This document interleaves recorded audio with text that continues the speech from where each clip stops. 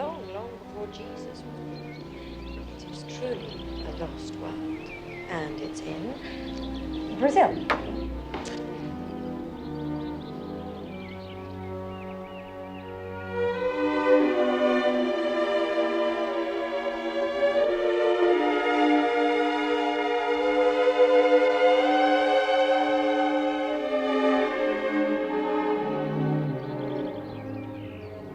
Your mama's homeland, and your country too.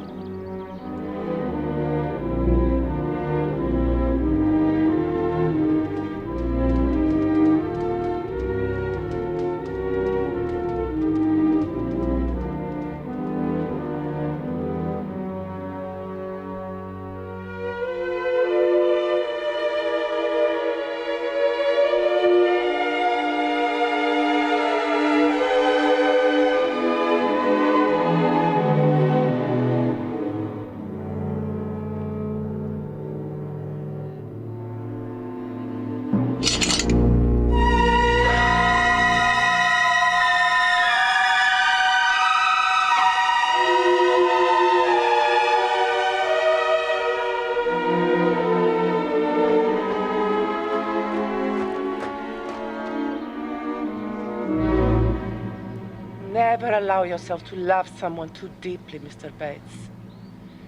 It will destroy you.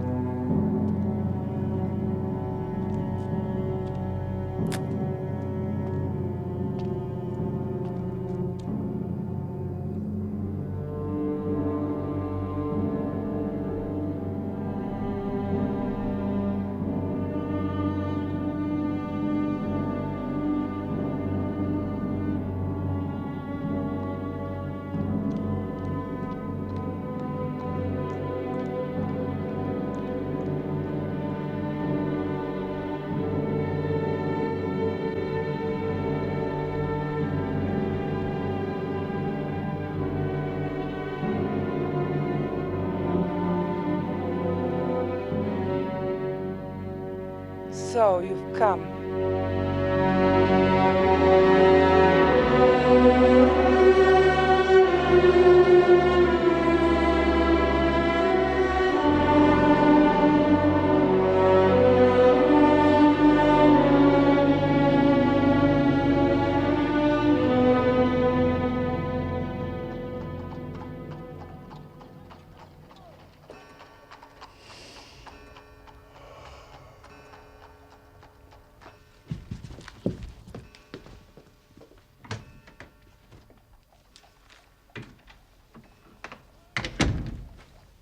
You have a case, Holmes. Ha! The faculty of observation is certainly contagious. It has enabled you at once to probe my secret. Yes, I have a case. After a month of trivialities and stagnation, the wheels move once more. Might I share it? There's little to share, but we'll discuss it after you consume those 2 hard-boiled eggs with which our temporary cook has favored us. Their condition may not be unconnected with a copy of the Family Herald, which I observed yesterday on the hall table. Even so trivial a matter as cooking an egg demands an attention which is incompatible with a love romance in that excellent periodical. Hope Mrs. Hudson is enjoying her holiday. You've heard of Neil Gibson, the Gold King? You mean the American senator? Well, he was senator of some western state. He's better known as the greatest gold mining magnate in the world. Yes, I know of him. Stayed in England for some time, didn't he? He bought a considerable estate in Hampshire some 5 years ago. You may have heard of the tragic death of his wife. Well, that's why the name is familiar. But I know nothing of the details. The fact is that the case, though exceedingly sensational, appears to present no difficulty. The interesting personality of the accused, Miss Grace Dunbar, does not obscure the clearness of the evidence. That is the view taken by the coroner's jury and also in the police court proceedings. It is a thankless business, Watson. I can discover facts, but I cannot change them. Unless some new and entirely unexpected ones come to light, I do not see what my client can hope for. Your client? I'm falling into your involved habit of telling a story back. I don't believe this. You must read this first.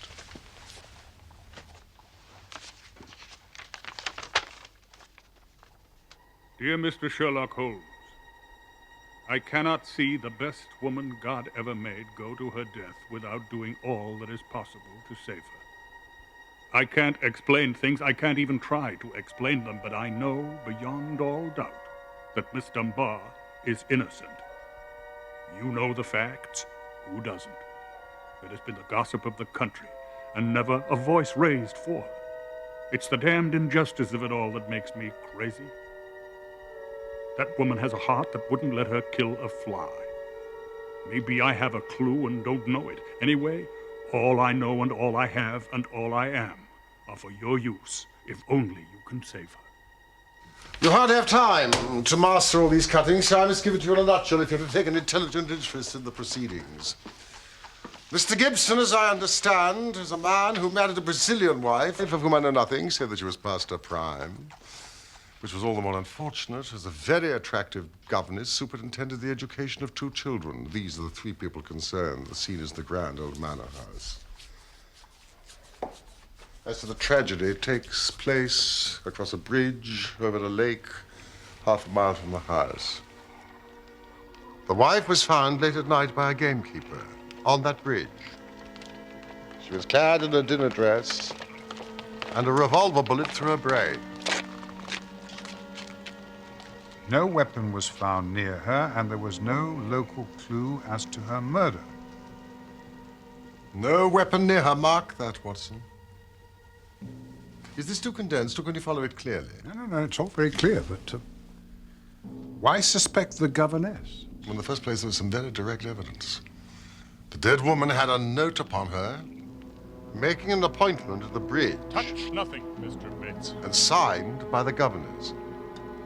Mr. Gibson sent his farm manager for the police and stayed with the body, insisting that nothing should be removed until the police arrived just after 11. Then, there is the evidence of the revolver with 1 discharged chamber. Miss Dunbar? And a caliber which corresponded with the bullet. Yes, I see it here. It was found in the drawer of her wardrobe. In the drawer of her wardrobe. That's pretty damning. So the 2 juries thought. It is now referred to the assizes in Winchester. And the motive? Mr. Gibson is a very attractive man. If his wife dies, who more likely to succeed her than the young lady who had already, by all accounts, received pressing attentions from her employer? Love, fortune, power, all depending upon one middle-aged man. Ugly, Watson. Very ugly. Nor could she prove an alibi. On the contrary, she had to admit that she was down to the bridge by 9 o'clock. A servant had seen her hurrying there. Well, that really does seem final. And yet, Watson, and yet... Unless I'm mistaken, that is our client, considerably before his time. Gentleman to see, sir? Mr. Neil Gibson? No, sir, not him. His name's Bates. And he looks a bit aggravated. Thank you, Billy. I have only a short time, Mr. Bates. I know Mr. Gibson is coming. I am manager of his estate. Mr. Holmes, he's a villain, an infernal villain. Strong words, Mr. Bates. Well, I have to be emphatic, Mr. Holmes. The time's so limited, I'd not have him find me here for the world. And you're his manager. Oh, I've given him notice. In a couple of weeks, I shall have shaken off his cursed slavery.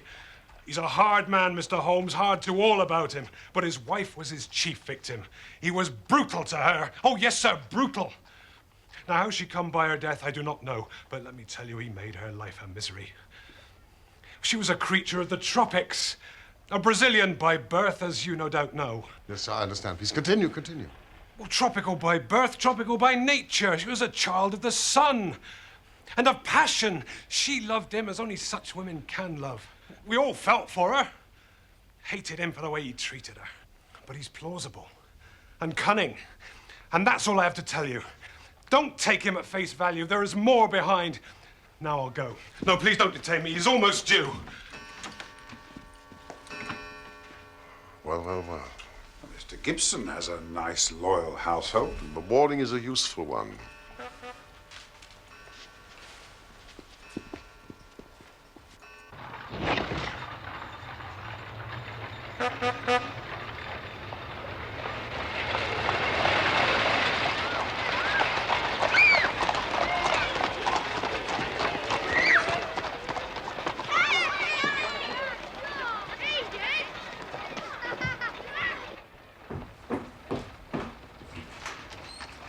Mr. Gibson, straight upstairs, sir.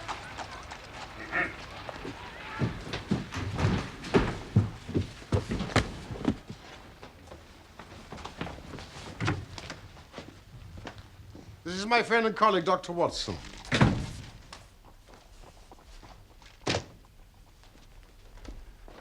Now, let me say right here, Mr. Holmes, money is nothing to me in this business. You can burn it. If it's any use in lighting you to the truth, this woman is innocent. This woman has to be cleared. It's up to you to do it. Now, name your figure. My professional charges are at a fixed rate. I do not vary them, save when I remit them altogether. Well, if money makes no difference to you, think of the reputation. If you pull this off, every newspaper in England and America will be booming you. You'll be the talk of two continents. I do not think I'm in need of booming, Mr. Gibson. Please, let us get down to the facts. Well, you'll find most of the main ones in the press reports. I don't think I can add much to them, but if there's anything you'd wish more light on, well, I'm here to give it. Well, there is just one point. What is it? What are your exact relations with Miss Dunbar? I suppose you are within your rights. Maybe doing your duty in asking such a question, Mr. Holmes. We would agree to suppose so. Then I can assure you that our relations were always and entirely those of an employer towards a young lady whom he never conversed with or even saw, save when she was in the company of his children.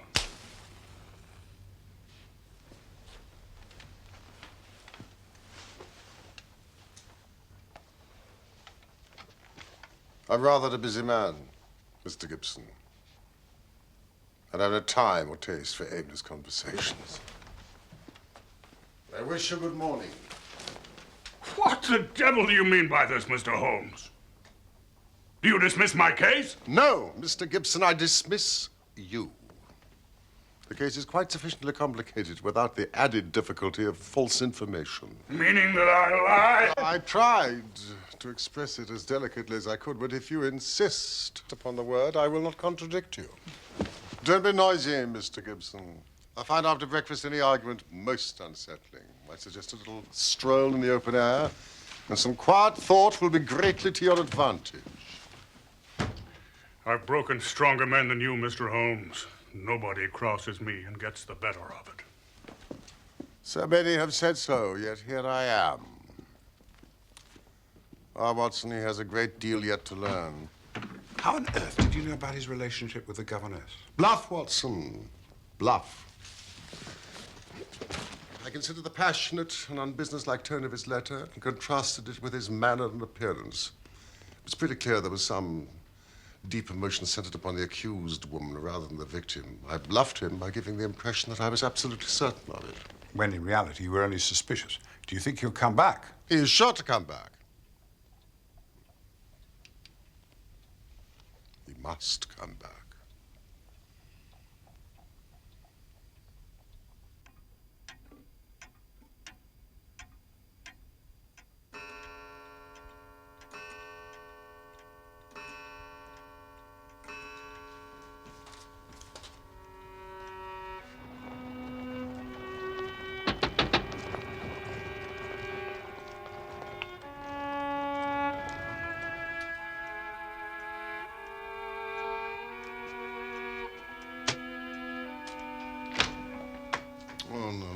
dear Watson, I fear you will not improve any reputation I've acquired.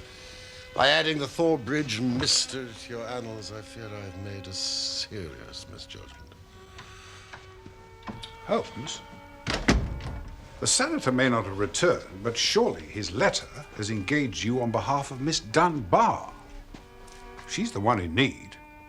Might we not pay her a visit? In the cells of Winchester. But we require the official permits. Well, we have the means to apply. Of course, it may not be quite ethical. But practical, Watson. Practical, I congratulate you.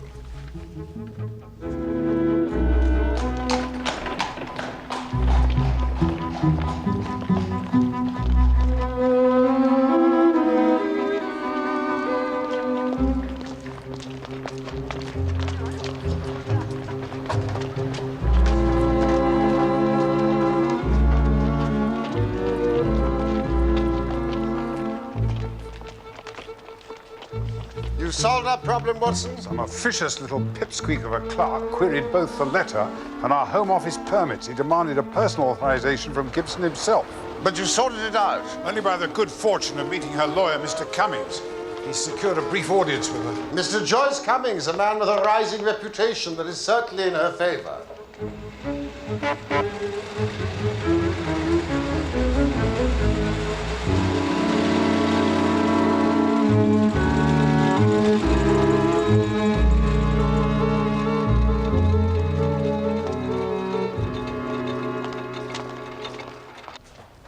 It really is Providence to see you here, Mr. Holmes. Her trial is in 2 days, and I really am at my wit's end to find any evidence to save her. She'll admit to writing the note and keeping the rendezvous with Mrs. Gibson. She has little choice, but beyond that, I've advised her to reserve her defense. Quite so.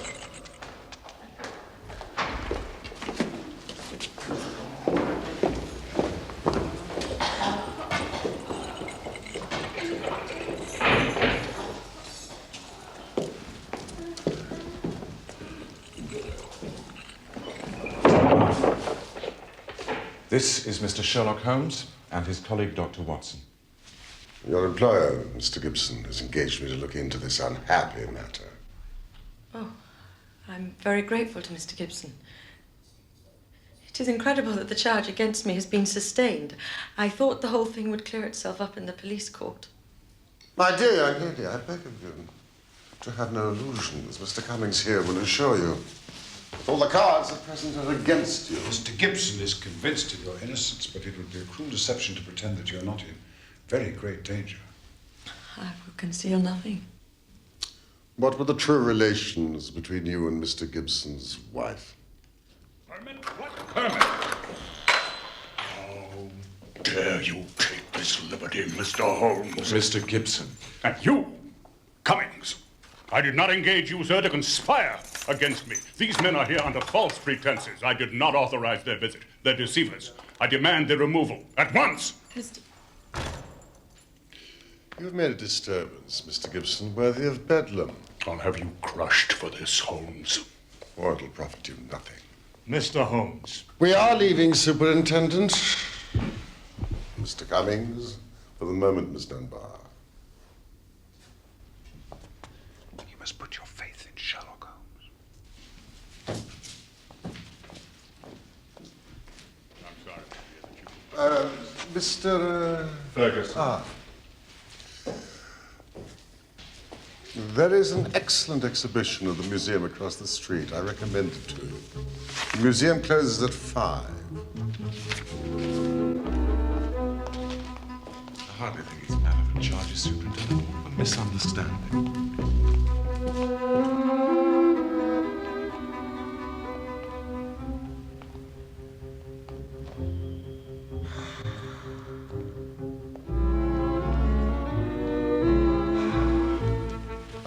Copy of the lease of the Buckbolt Glass Workers dated 1578. These Huguenots, are they, any relations of yours? Possibly. Monsieur Henri de Portal and his paper-making of Leverstoke.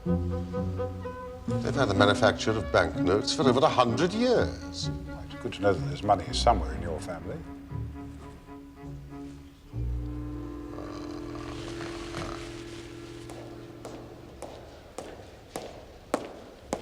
Good afternoon, Mr. Ferguson.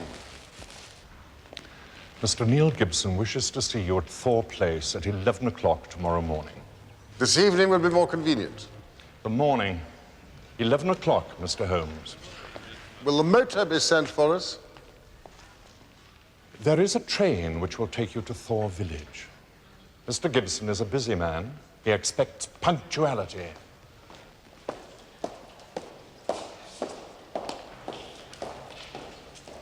How did you know that he was going to turn? I gambled. There had been enough of an impression upon Miss Dunbar to turn us back into favor.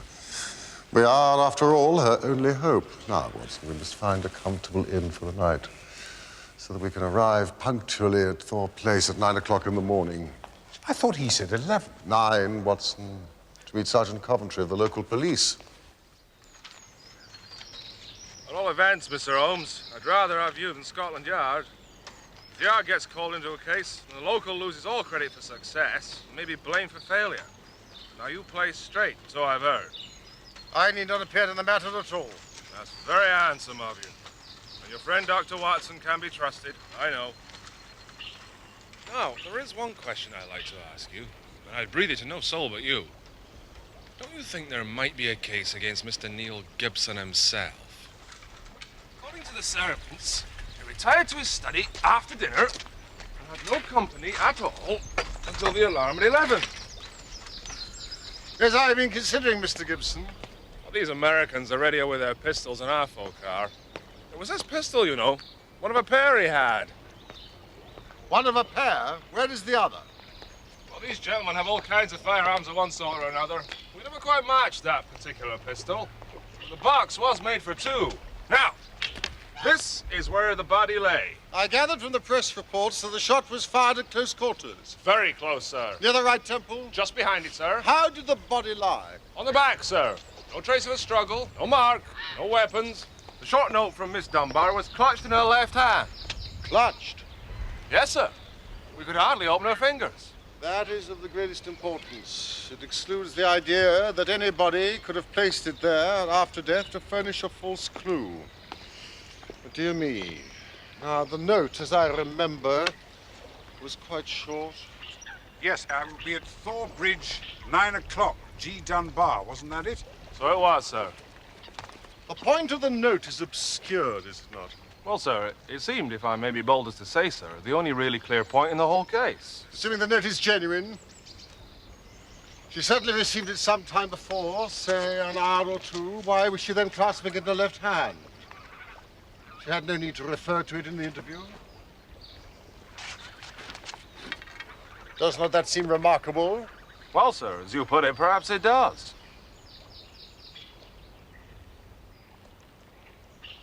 That is curious.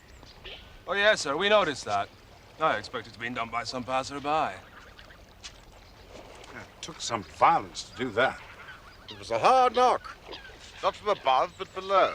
You see, it's on the lower end of the parapet, Watson. Yes. And in a direct line with the position of the body. It's probably no matter. No footprints, you say? The ground was iron hard, sir. There were no marks at all. Then we had nothing more to learn here.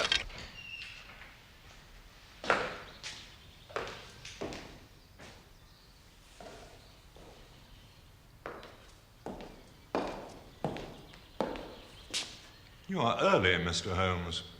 It is often the case with punctuality, Mr. Ferguson. Mr. Gibson is in a meeting. He is not ready to see you. I'll take care of them, Ferguson.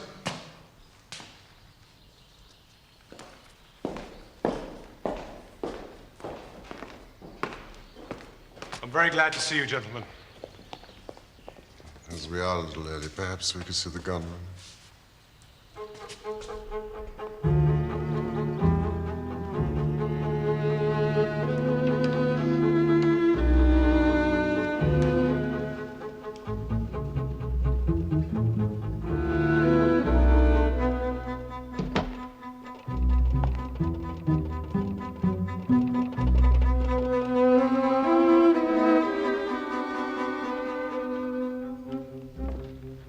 A man who has his enemies. Oh, yes.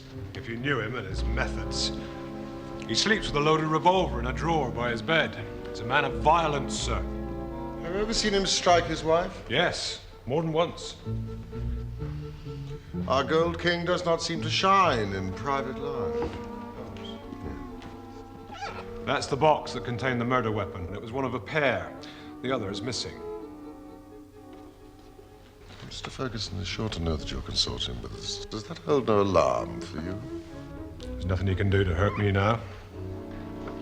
Perhaps you'd be so kind as to show us the schoolroom. Where are the children? Sent away on a visit to America.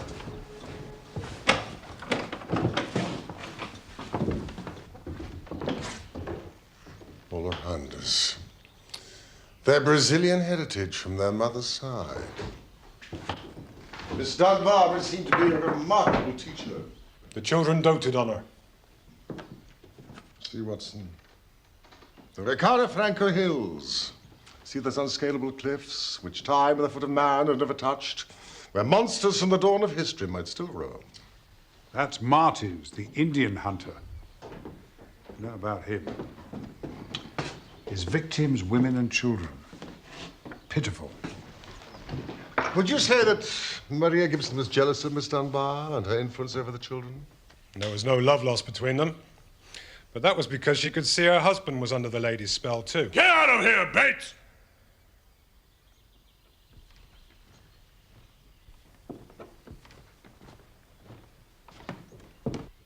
Mr. Bates's views are not relevant, Mr. Holmes. They're distorted by his infatuation for my late wife. Who knows, Mr. Gibson, what is and what is not relevant?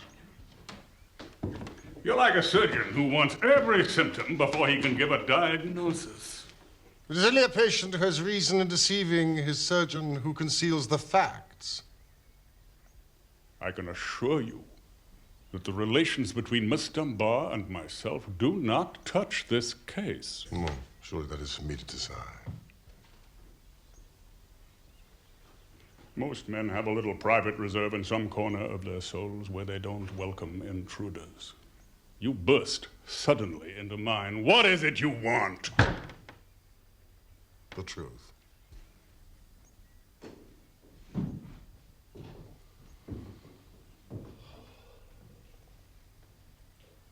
I met my wife when I was gold hunting in Brazil. She was the daughter of a government official in Manaus. Even now, as I look back with a colder eye, she had a rich, passionate nature. Tropical, ill-balanced, very different from the American women I'd known.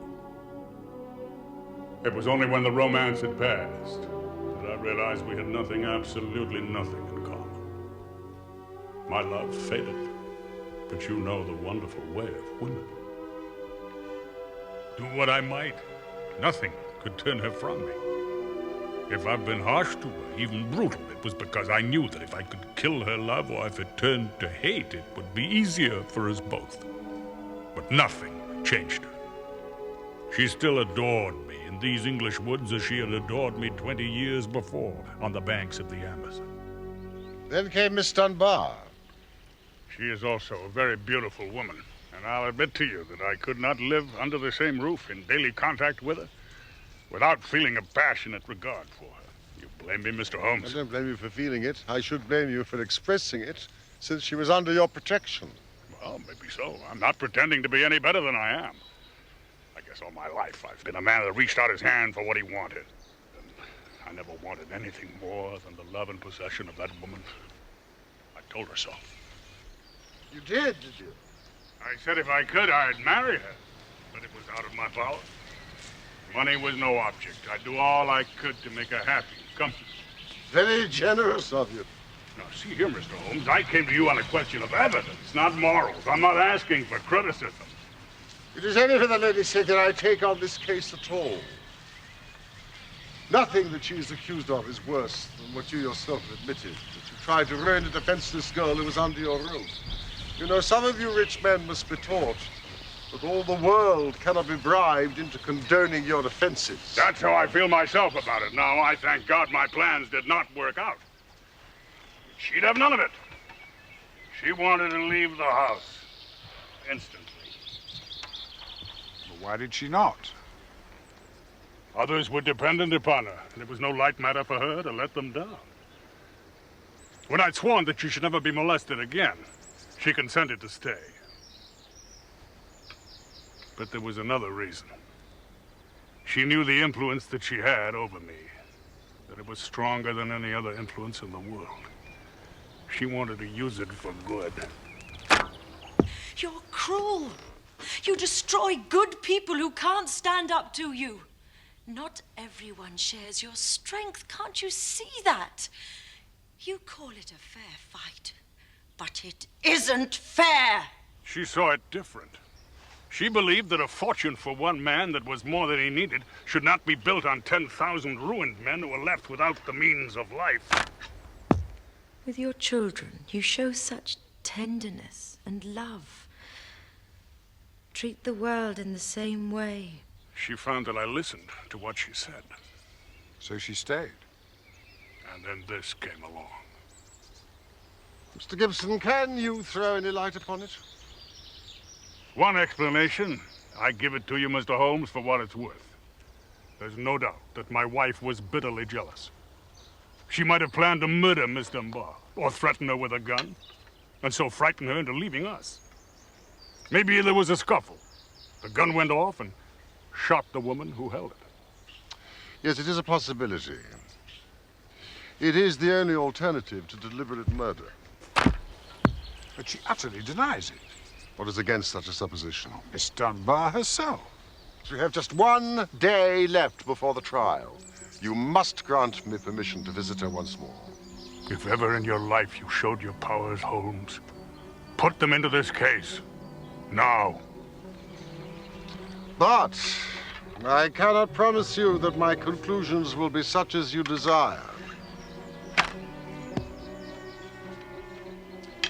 Come, Watson.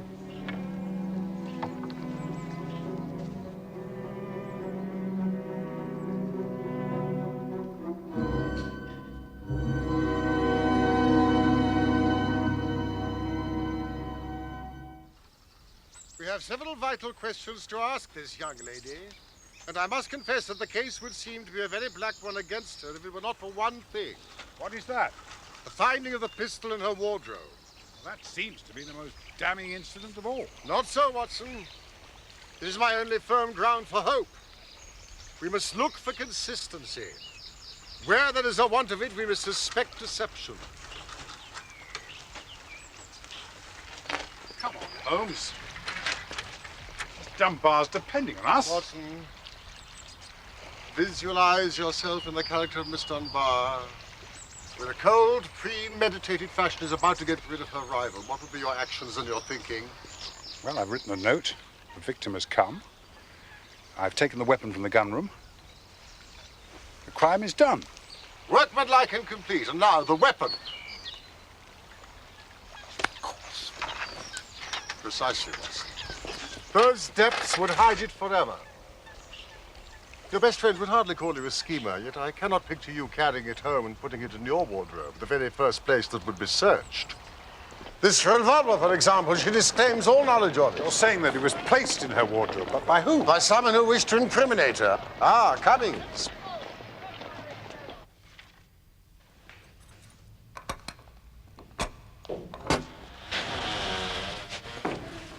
Miss Dunbar, we have had lengthy conversations with Mr. Gibson, and he has informed us of your relations with him and of your innocence in the matter. But you need not pain yourself with that part of the story. But we do need to know something of your feelings towards Mrs. Gibson.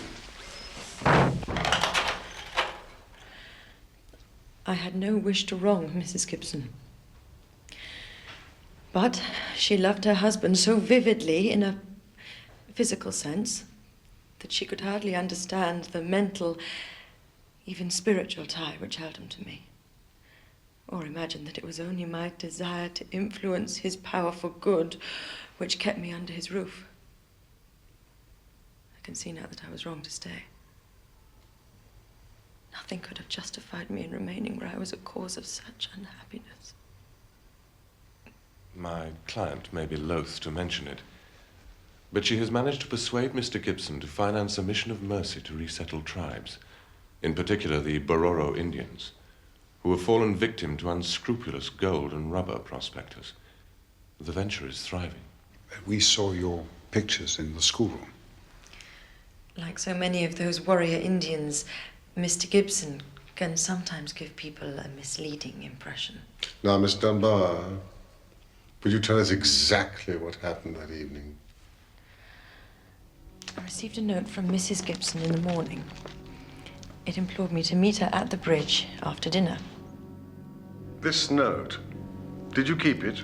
No, she asked me to destroy it and to hide my answer at the sundial in the garden. I saw no reason for such secrecy, but she was very much afraid of her husband, who treated her with a harshness for which I frequently reproached him. I can only imagine that she did not wish him to know of our interview. Yet she kept your reply very carefully. Yes, I was surprised to hear she had it in her hand when she died. Well, what happened then? She was waiting for me. So, you have come. Never did I realize till that moment how much she hated me. Apesar dos seus ares de importância, você é uma putinha barata, viu? She was like a madwoman. I think she was mad, with the deep power of deception which insane people may have. You're cruel. You have no heart. You don't know how to love. You have no passion. How else could she have met me with unconcern every day? Sua puta She inglesa. was standing there on the bridge, shrieking her curses at me. English whore. Eu amaldiçoo o dia em que você nasceu. I curse the day that you were born. And yet, presuming that you met her death shortly after you left, you heard no shot. No, I heard nothing. I was so agitated and horrified by her terrible outbreak that I rushed to get back to the peace of my own room. I was incapable of noticing anything that happened. Your own room. Did you leave it again before the next morning? Yes. When they brought the poor creature back to the house.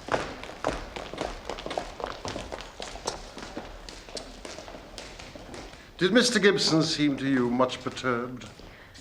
He is a very strong, self-contained man. I do not think he would ever show his emotions on the surface. But you, who knew him so well. Well, yes, I could see that he was deeply concerned. Now, we come to the all-important point. This pistol that was found in your room, you'd never seen it before. Never, I swear it. When was it found? Next morning, when the police made their search. Yes, among your clothes. Yes, at the bottom of my wardrobe in one of the drawers. You cannot guess how long it had been there. It could not have been there the morning before because I tidied out the wardrobe. So you're suggesting that someone came into your room and placed it there in order to incriminate you? It must have been so. When? Well, it could only have been at mealtime, or else during the hours when I would be in the schoolroom with the children. As you were when you received the note. Yes, but from that time onward for the whole morning. Thank you, Miss Dunbar. Is there any other point which could help me in my investigation? I can think of none. Holmes, might I have a word with you in private? Forgive me, Miss Dunbar.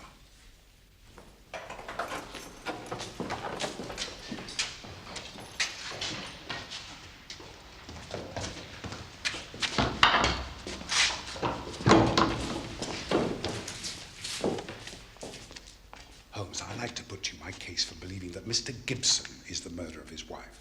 We have a man who, by his own admission, is used to breaking people who stand in his path. Well, his wife stood in his path, but then Miss Dunbar rejected him. Now, what better than to kill the one and incriminate the other? To kill the two birds with the one stone, so to speak. You don't believe that Gibson's confession was sincere? Wasn't it Bates who said he was plausible and cunning? His confession was a clever means to put us off the scent. Think of it like this. He somehow discovers that his wife has arranged a meeting. During the day, he takes the 2 pistols from the box. One he conceals in the drawer of her wardrobe.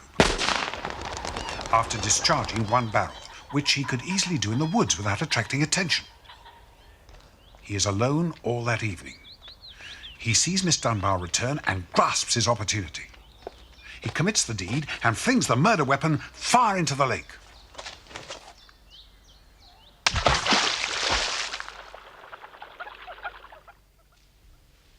Holmes? Holmes! Watson, I've been sluggish in mind and wanting in that mixture of imagination and reality which is the basis of my art. You have put me entirely to shame. You will be hearing from me, Mr. Cummings. With the help of the God of Justice and my colleague Dr. Watson, I will give you a case that will make England ring. Miss Dunbar, you have my assurance that the clouds are lifting and that the light of truth is breaking through. Come, Watson, come. We need our good friend, Sergeant Coventry, a ball of stout twine and a grappling hook. A grappling hook?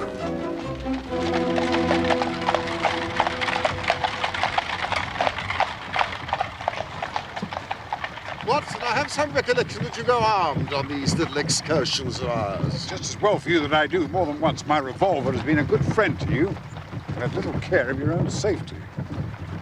Yes, I am inclined to be absent-minded in these matters. Do you have your revolver on you?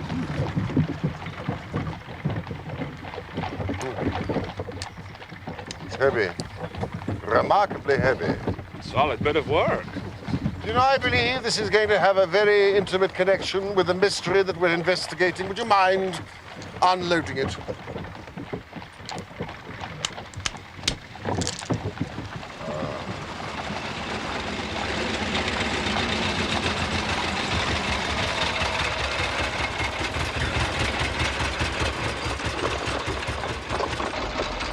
Will you be at home this evening, Mr. Gibson? I should have some news for you. You have half a day, Mr. Holmes.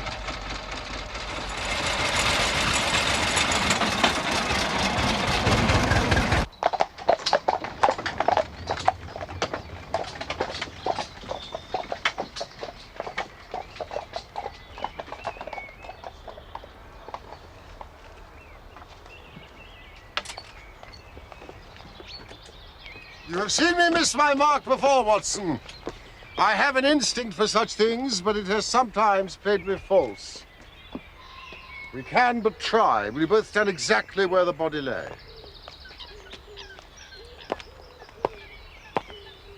Your theory about the Gold King, though admirable in its psychology, did not quite adhere to the facts. Visualize yourself in the character of a woman who, in a cold, premeditated fashion, is about to get rid of a rival. I mean, of course, Mrs. Maria Gibson. For all your deductions about Gibson being the perpetrator of this crime, substitute his wife. Imagine that it was she who took the pistols from the gun room, who fired the single shot in the woods, who placed the gun in Miss Dunbar's wardrobe.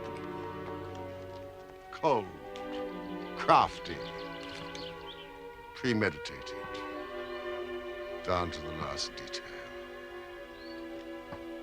Now for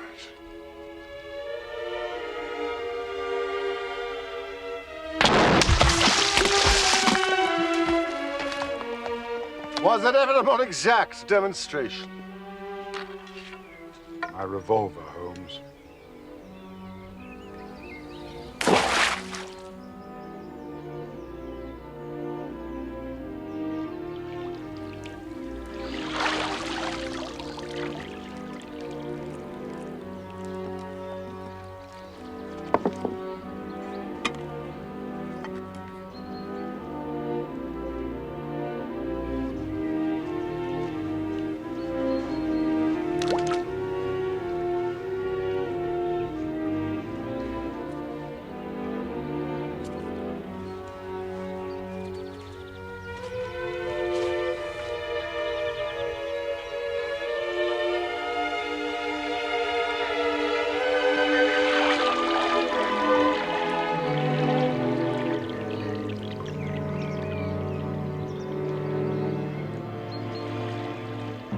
A vindictive woman. A creature of the tropics, passionate, ill-balanced. Disguising her own crime and fastening a charge of murder upon an innocent victim.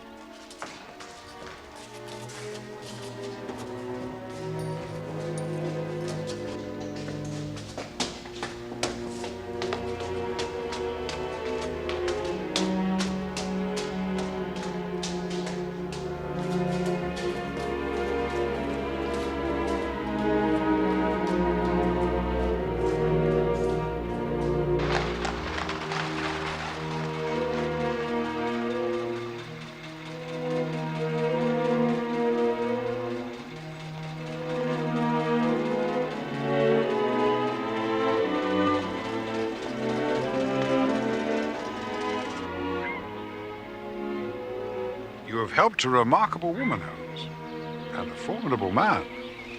And if, as seems not unlikely, they should join forces? Naturally, I would wish them well. Magnanimous of you, Watson.